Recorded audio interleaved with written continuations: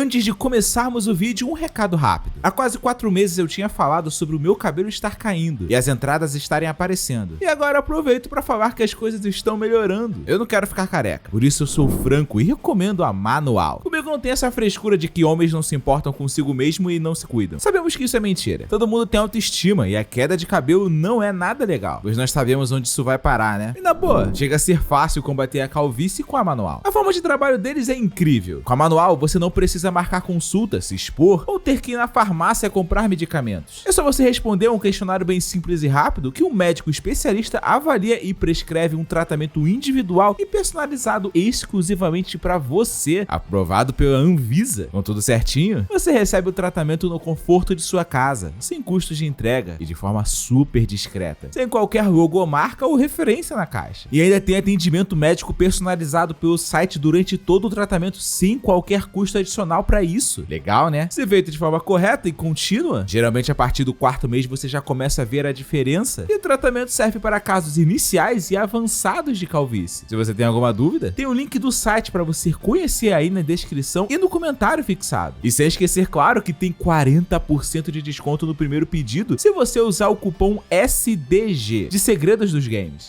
Mas esse cupom eu consegui apenas por tempo bem limitado. Então experimente, por que não? Link e cupom para Manual estão no primeiro link da descrição. Recomendo. Faça como eu, conheça a Manual. Tá, ok, mas sem muita enrolação, você já sabe qual é o tema. Mas se fosse só mais um top 20, não seria um vídeo dos Segredos dos Games. Então, além de ranquear, vamos contar algumas das maiores e mais obscuras curiosidades de cada uma das musas dos jogos de luta. Por isso eu trouxe aqui 2 dos meus maiores amigos e apoiadores do canal para me ajudar. É uma honra ter aqui o Eterno Ninja e o Daniel do Cofre da Depressão juntos para me ajudar. Preparados? Opa, bora lá. Vai ser uma honra, vai ser maneiro, vai ser topzera. Então não se esqueça de se inscrever aqui se você gosta de curiosidades assim. E principalmente, esta não é uma lista sobre importância ou quem é maior ou melhor. É sobre musas baseadas apenas na minha percepção geral sobre o público. Então se tem uma opinião diferente, pode xingar o Renato nos comentários. Não, pô, peraí, mas vambora. E vamos começar com o 20º lugar, Sarah. Sarah Bryant brilhou desde o primeiro Virtua Fighter e em todos os jogos seguintes da franquia, mas não só por ser uma das poucas mulheres do elenco. O design-chefe de Virtua Fighter, Seiji Ichi, comentou em uma entrevista a 4Gamer que criou a personagem inspirada em outra Sarah, a Kono do filme Exterminador do Futuro, que era uma febre na época. Sua roupa colada fez muito sucesso nos fliperamas dos anos 90, sendo marca registrada pela Namco, sob o nome de VF Switch. Graças a esse sucesso, quando o Seiji Ichi deixou a SEGA e foi parar na Namco, ele quis reproduzir o carisma dela e, junto à sua equipe, criou uma lutadora muito parecida com Sarah, nascendo Nina Williams, da franquia Tekken. 19º lugar, Valentine. Valentine abala corações em Skullgirls, mas tome cuidado, ela faz parte do time de vilões da história. Valentine foi criada por Alex Arad, criador da franquia, muito inspirada na personagem Ellen Driver, do incrível filme Kill Bill de Quentin Tarantino. Ela mistura fantasia de enfermeira com o estereótipo de ninja, e deu problemas judiciais para os criadores de Skullgirls. Não que eles já não estivessem quase que acostumados a terem problemas, como quem é inscrito aqui no canal viu no super especial sobre a franquia, mas no caso de Valentine, a Cruz Vermelha não gostou da personagem ter o símbolo registrado deles em seu uniforme e acionou o jogo na justiça, o que fez ela mudar a cor da cruz para rosa. Mesmo assim, ao que parece, as coisas não se resolveram e em 2022 foi anunciado oficialmente no fórum de Skullgirls que praticamente todas as cruzes semelhantes à da organização não governamental foram tiradas do jogo e trocadas por shurikens. 18º lugar, Ana. Agora há pouco eu falei da Nina, mas com a irmã dela que muitos fãs sonham, Anna Williams nasceu com uma contraparte da Nina para ser desbloqueada em Tekken 1, num tempo antigo e feliz onde não precisávamos pagar por fora para termos novos personagens nos jogos. Anna já é uma senhora, possui 41 anos e já é tia. Seu sobrinho é o Steve Fox, filho de Nina. Ela mantém esse rosto e corpo jovem pois foi congelada pela empresa de Heihachi Mishima por quase 20 anos. O mangaka Mamoru Nagano, que trabalhou em vários animes como Gundam Zeta e Gundam Evolver, é o responsável por várias skins de Nina desde Tekken 3 a Tekken 6, que são consideradas por muitos como algumas das piores do jogo. 17º lugar, Pira. Quem não tem consoles da Nintendo pode não reconhecer, mas quem tem, pira na pira, da franquia Xenoblade. Pira é uma controladora de fogo e fez sucesso incrível após ser anunciada em Super Smash Bros. Ultimate. Ela estreou no grande sucesso Xenoblade 2 e voltou no 3, além de aparecer como convidada em outros jogos. E ao que parece, Pira usou a experiência ganha nas batalhas desse game e usou usam tudo pra ganhar atributos físicos. Por isso, ela mais aparece na mão de ilustradores muito específicos, se é que me entende. Em Smash Bros, ela é conhecida como uma das personagens mais fortes do game, sendo o terror do online. 16º lugar, Iroha. Iroha de Samurai Shodown é uma jovem que vive vestida como uma maid, ou seja, uma empregada. Ela tem uma relação muito especial com garças e vive para servir seu mestre, que é o jogador. Tudo isso parece estranho, mas tem um motivo. O nome Iroha vem de um famoso e quase milenar poema japonês de mesmo nome, que é um pangrama, contendo todos os caracteres de hiragana uma única vez. Por isso, é muito usado para ensinar o idioma e para ordenar os caracteres de uma forma similar ao abecedário no português. A Iroha foi baseada num mito de Tsuru no Ongaeshi, que muito resumidamente conta a história de um homem que ajudou uma garça que havia tomado uma flechada de um caçador e estava muito machucada. Como retribuição e agradecimento, a garça se tornou uma mulher e decidiu servir ao homem, fazendo de tudo para que ele seja feliz. 15º lugar, Ino. A roqueira Ino de Guilty Gear existe de verdade. Quer dizer, mais ou menos. Embora nunca confirmada oficialmente, ela é basicamente uma versão virtual da guitarrista japonesa Ringo Shina, tendo o mesmo cabelo, mesma pinta no rosto, mesma guitarra, mesma data de aniversário, mesma altura e tendo um visual muito similar ao que ela usou por algum tempo para divulgar um de seus trabalhos. Ino utiliza a mesma guitarra que Shina, uma Duesenberg Star Player True Surf Grain, que ambas nomearam como Marlene, uma homenagem à atriz alemã Marlene Dietrich. Na história de Guilty Gear, Ino é uma das personagens mais poderosas daquele universo. Segundo os músicos e fãs, o solo que a Ino toca quando vence Guilty Gear XX é muito provavelmente do clássico One do Metallica. 14º lugar, Psylocke. Nos anos 90, não havia quem jogasse a série Marvel vs Capcom e não reparasse na Psylocke. Ela estreou em X-Men Children of the Atom e depois apareceu em Marvel Super Heroes e Marvel vs Capcom 2. Já no Marvel vs Capcom 1, ela era apenas uma personagem auxiliar, o que desagradou a muitos. Na franquia da Capcom, ela é uma modelo muito ligada aos mutantes do X-Men, porém nos quadrinhos da Marvel, sua história é bem mais profunda, tendo poderes bem maiores, como previsão do futuro, telecinese e muito mais. Ela possui um irmão gêmeo, o Capitão Britânia, mas eles não se parecem tanto. Isso acontece porque muitas vezes ela usou o corpo de uma outra pessoa para lutar, o da assassina chinesa Quanon. Em 13º lugar, Orchid. Killer Instinct abrigou muitos monstros, mas no meio dessas coisas feias estava Black Orchid, a orquídea negra. Ela é uma das principais protagonistas da franquia, junto ao seu irmão mais novo, Jago. Mas embora esse visual seja muito marcante, Orchid originalmente era loira e se chamaria Roxy ou Wanda, mas isso foi mudado durante a produção. Seu design mudou bastante também no segundo jogo da franquia, quando seu corpo passou a ser ainda mais mostrado. Orchid é uma espiã altamente treinada que invadiu a Ultratech, grande vilã do jogo, buscando provas para desmascarar a organização, mas acabou voltando 2000 antes no tempo devido aos eventos de Killer Instinct 2. Já no jogo de 2013, que não é um reboot, ela tenta provar que a companhia ainda está nativa. Já contamos para quem é inscrito aqui do canal como o Killer Instinct foi criado, mas se você quiser saber sobre a lore da franquia, me diga aí nos comentários. Em 12º lugar, Felícia. Apesar da completa falta de roupa, Felícia viveu em um convento por boa parte da vida, e quanto à partida ao visual fofinho, sua história na franquia Darkstalkers é bastante séria, vivendo para denunciar o preconceito da sociedade contra certos grupos de pessoas. Originalmente, Felícia foi planejada como uma pantera, mas a Capcom exigiu a mudança. Então, Alex Jimenez, criador da maioria dos personagens de Darkstalkers, se inspirou em um poema de Edward Field chamado The Curse of the Catwoman e no Bakineko, um yokai que nasce como gato, mas pode se transformar em humano. Assim nasceu Felícia. Como Alex revelou em uma entrevista, era pelo seu visual ser sério e focada principalmente em ser incrivelmente atraente, mas outra personagem ocupou esse espaço, e o conceito já pronto de Felícia teve que ser adaptado, deixando ela fofa. Em 11º lugar, Ivy. Embora seja difícil de acreditar, Ivy Valentine de Soul Calibur foi desenvolvida baseada em sua arma, uma espada que se transforma em uma espécie de chicote. O resto foi feito depois, focando em funcionar com a arma, e animada em 3D por uma equipe única, especializada e direcionada apenas nisso, como revelou o diretor da franquia em entrevista a Kotaku. Ivy é considerada um símbolo sexual por homens héteros. O problema é que, na verdade, ela também é um homem. Quer dizer,